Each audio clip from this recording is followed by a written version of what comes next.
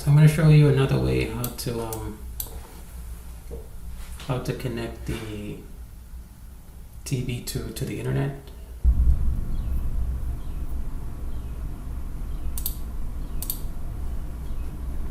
Alright, so once we're in, go to control, network configuration.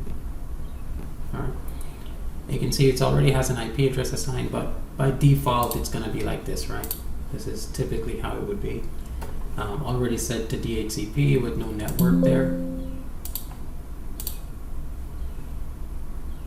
Alright, so that's what it's going to be. So if it's in this state and we go ahead and make the changes and it doesn't work, then we won't be able to complete it. And in fact, when we do make the change, what may happen is it's going to disconnect from the Wi-Fi, and we'll need to be able to plug into it to do that. So yes, not just to be able to back up, but to complete the next step, we're going to need to be able to plug into it. So we're going to have to plug into the Ethernet port, just like we have here.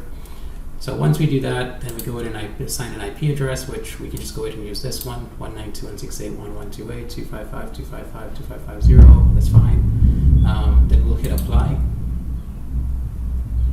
All right, and then before we move forward, we want to make sure that it did apply. So we're going to read back. So right here, we're going to hit that.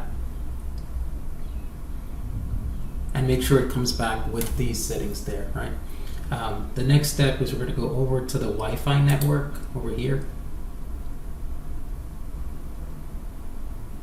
All right, and AP mode, this is the default mode that it's in, which means it's broadcasting that AP network with the last numbers of the serial, and then you connect to it and you have a way of connecting to the controller and to be able to make changes, right? So we're going to change it to Wi-Fi SDA mode here. So Wi-Fi SDA mode. Once you switch it there, it's going to ask you for the network name that you want to connect to, so you can type that in. Hopefully it works in this state. If it doesn't, after we apply it and we come back, then it's going to show you the list of networks. But the reason we set the IP address here is just in the event this initial attempt to connect to it doesn't work and we get disconnected, we can always plug the cable in and then go back and make the changes, right? All right, so we're going here to that Wi-Fi SDA mode. We're going to switch it. It's going to ask for the SSID and password, so let's go ahead and put that in. I think I already have a password copied.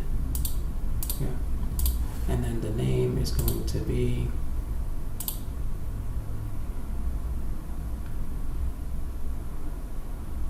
so in this case we're using this AT&T network, but you would use whatever the network is you're trying to get it onto.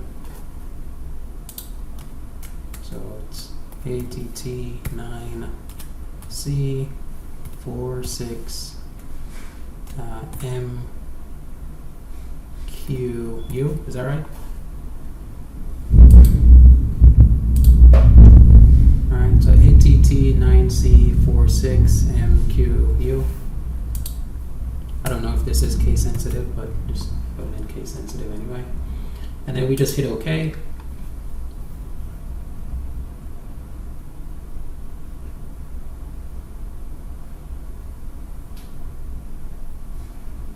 Alright, so once that is done, then all we've got to do now is just hit the read back here. You can already see we're disconnected from it, right? So you've already disconnected.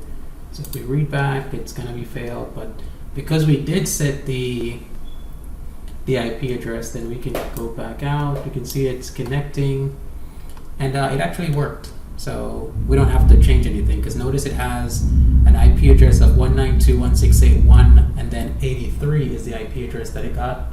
So we can tell that that works. And now if we click on this again and read back, you can see we're not using this IP address. So it's not the cable plugin that it's using. It's actually the wireless. And once you go over here, then you can see the list of networks, and you can see we're already connected to this one, and we're also connected to the sign. But again, the reason we set this IP address is if for some reason the connection fails and you don't connect to it, then you'll need to be able to have that cable plugged in so you can put these configurations in. And one thing to note is that the SSID is case sensitive. So SSID is case sensitive. and the password is case sensitive. So just make sure you enter them correctly. But from that point on, then, you know, once you can see it there, the sign should be online, and then now you can access it on the VNOx.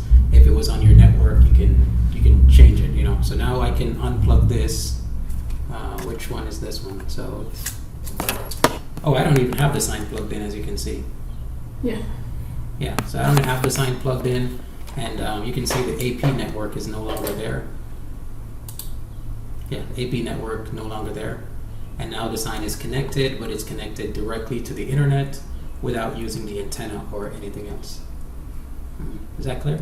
Yeah, it's clear. Okay. All right, so let me stop this.